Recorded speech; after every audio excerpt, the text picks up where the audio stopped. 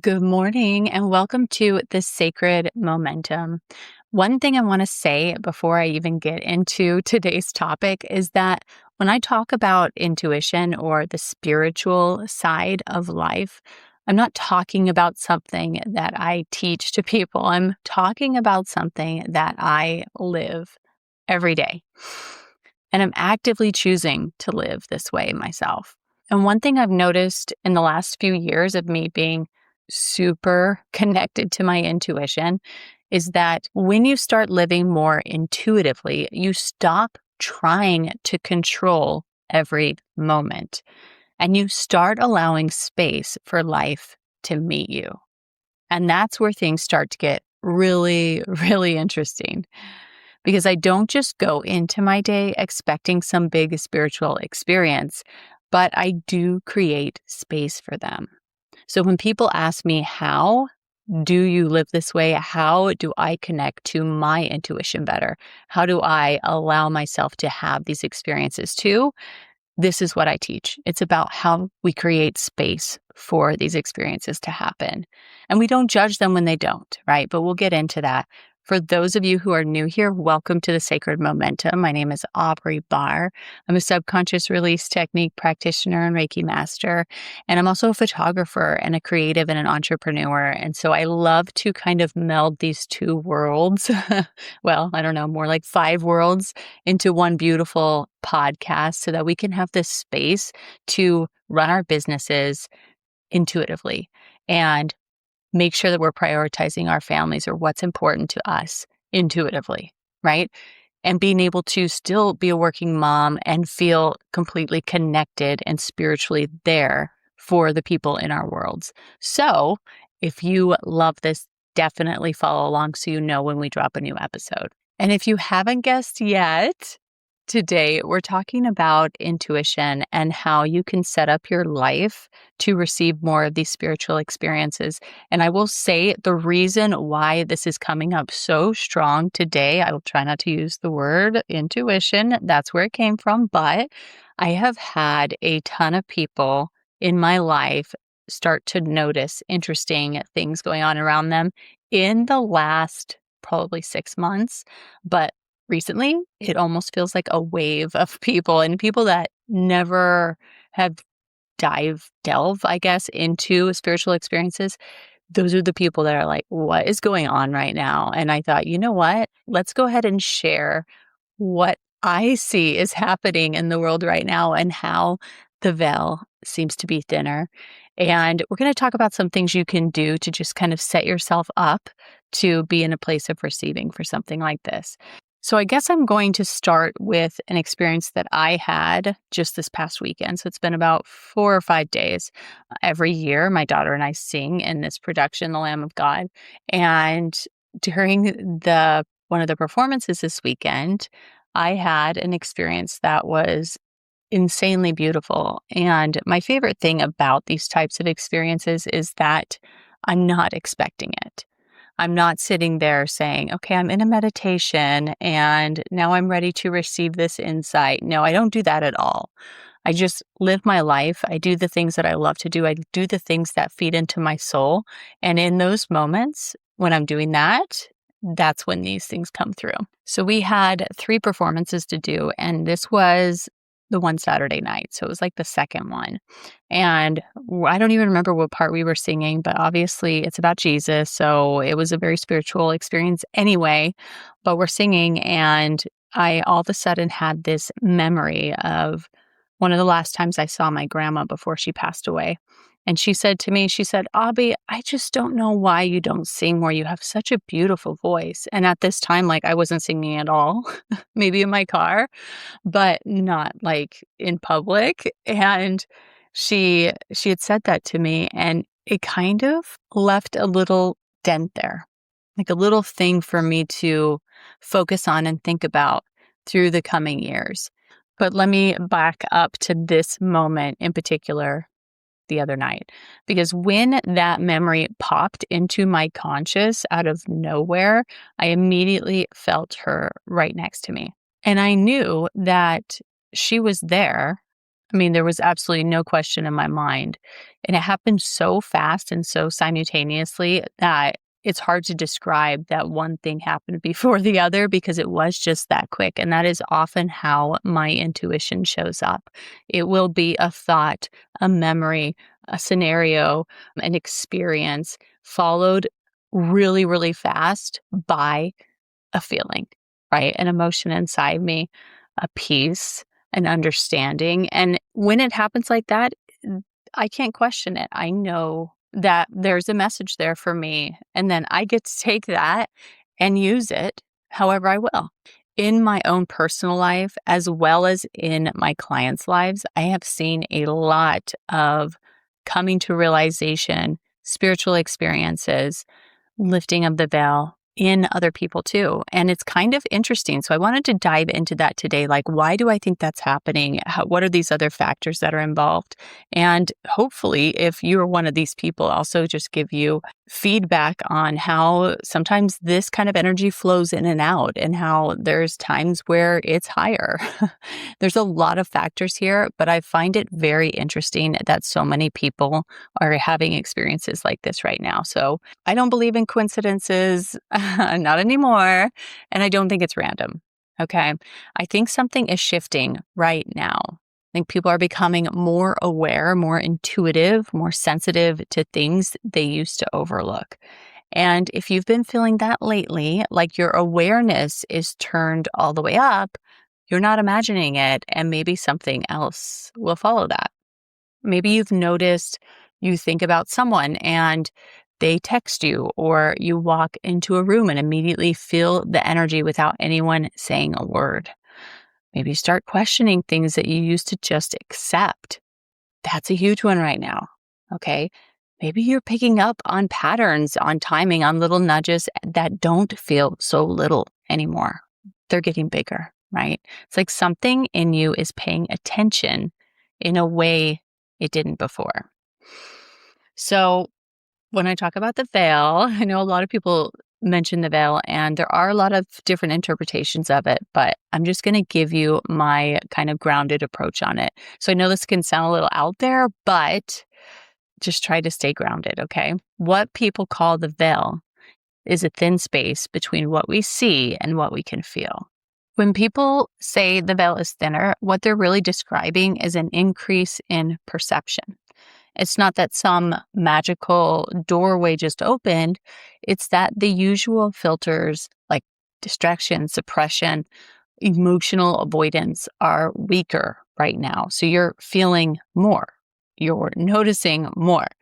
You're picking up on things you used to overlook, right? The veil feels thinner also when your nervous system is more open, when your awareness is heightened, and when truth is harder to ignore. So, full moon energy is what is activating this intuition. We just had a full moon yesterday. I think by the time this, releases, and they illuminate, right? When you go outside and there's a full moon, you can see a lot of things without a flashlight. I mean, I go close the chicken coop and I'm like, I don't need my flashlight. I can see everything, which is great. Emotionally, also, there's a lot of energy happening because the full moon will shine a light on where the emotional aspects of you need help with too. Okay. It heightens your sensitivity, your awareness, your ability to feel what's real and what's not.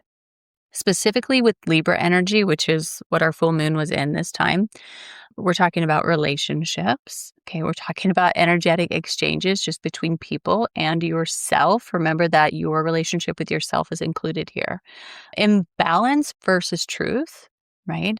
And where you've been overriding yourself to keep peace. So, like people pleasing or just trying to suppress your own desires in order to keep peace with someone else.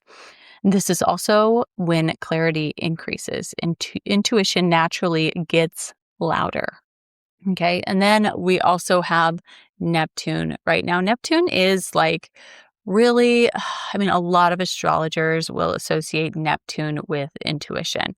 It's not the only thing that has that, but it does kind of have this more depth to it, okay? So Neptune has moved into Aries recently. I think that was in February, so that was a huge shift. And I want to explain this in a way that you guys understand the depth of it. But Neptune is the planet of intuition, spirituality, dreams, and the unseen. Okay. It dissolves boundaries. It blurs the line between what's physical and what's energetic. And right now, Neptune has moved into Aries, which changes how we experience that energy. Pisces is where it was before, right? If you had a kid in the last 12, 14, 15 years, you definitely had a child born with Neptune in Pisces. Okay, that's my kid, so I get it. But Aries is more about activation, initiation, and boldness. Okay, so instead of intuition feeling like something soft and distant, it becomes more direct. More people are acting on what they feel instead of just sensing it, and a lot of these intuitive hits are coming with the action, right? It's coming with the motivation where it's like, okay, I'm going to work on this today, or whatever I have to do, I'm going to change it today. Okay. So more people acting on what they feel instead of just sensing it. It's less, I have a feeling, and more, I know I can't ignore this anymore. And maybe that's what I'm seeing in people, because they can't feel like they can keep it to themselves anymore. They're like, wait, something happened here. I'm not just going to throw it under the rug. I'm going to address it now. Okay. And then also, the moon is another aspect that we often associate with intuition. Always associate with intuition. The moon governs your emotional body, and your emotional body is directly tied to your intuition. You see, so when emotions are heightened, intuition is easier to access. So those are just some examples of what the astrology is saying right now that may have an impact on this. But also, I want to dive deeper into a bigger pattern that I'm seeing, especially on social media. I'm seeing, and granted, there's a lot of things going on in the world right now. There's a lot of things people care about happening. And I'm seeing two different timelines play out, and it's quite crazy to see who's in which one, because we're living in different realities sometimes, and I find it very fascinating. And the only thing I want to say here is that I challenge you, wherever you're at, whatever concerns you have with what's going on in the world or in your country or whatever, okay? I challenge you to take a moment every day and step outside of that and see that there is more value in you focusing on yourself than there is on worrying about everything else. Okay. And I know some people that are listening that are going to say that sounds really selfish. No. Okay. This world, this experience, this life is changed by the people who know the difference between going inward and being, okay, you know what? I'm just going to say from the scripture, being in the world and not of the world. Okay. Because that's what's coming to my mind right now. My friends, you have to be invested in yourself more than you are in controlling anything that's going on outside of you. Okay. We are spending too much time allowing the news or our friends or our distant family or whatever to sway us in certain ways, to put us on this emotional roller coaster, to make us feel bad for things we didn't do, to make someone else feel bad for things they didn't do. It is such a roller coaster of trying to not be grounded. Okay. Because anytime you're on that roller coaster and you're feeling everything from everybody else, you're not making a difference in the world. Okay. This world is changed by people who can ground themselves, ground their energy, focus, right?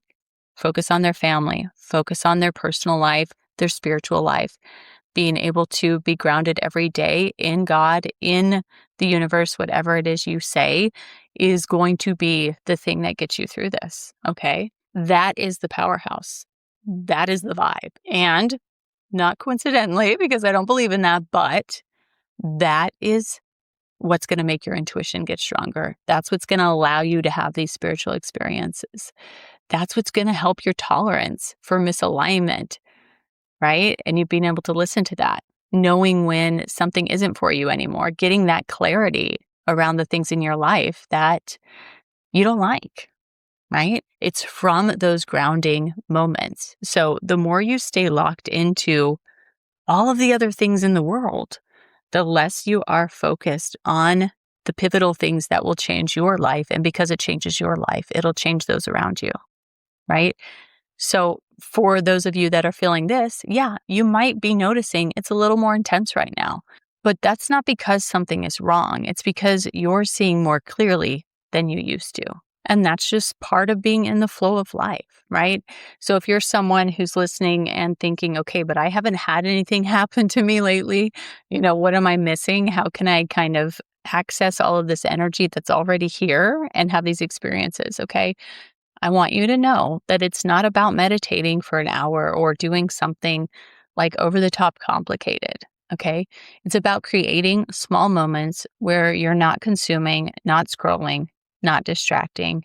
For me, this most recent one was being anxiously engaged in something where I was sharing beauty with other people, right? Let's see, even just sitting for a few minutes and asking yourself a simple question like, what do I feel right now? Or what do I know right now? Or what is showing up for me that I get to work on right now? And then, my friend, we're not going to rush to answer it, right? We're just going to let whatever comes up come up. If you are someone who journals, it's actually an interesting correlation between Mercury and journaling that I discovered with a client recently.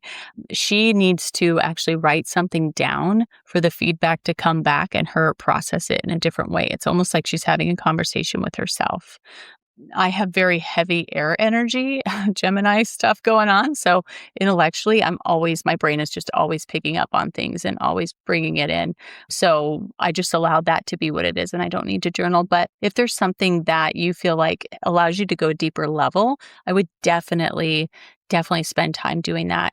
And I will say with Neptune and the full moon, it's a great time to actually keep a journal next to your nightstand because some of us are having experiences in the middle of the night. I had another one last night that was really crazy and cool that I was able to write down. And then in the morning, I don't have to say, oh my gosh, was that a dream? No, it's like a perfect time for a message to come through.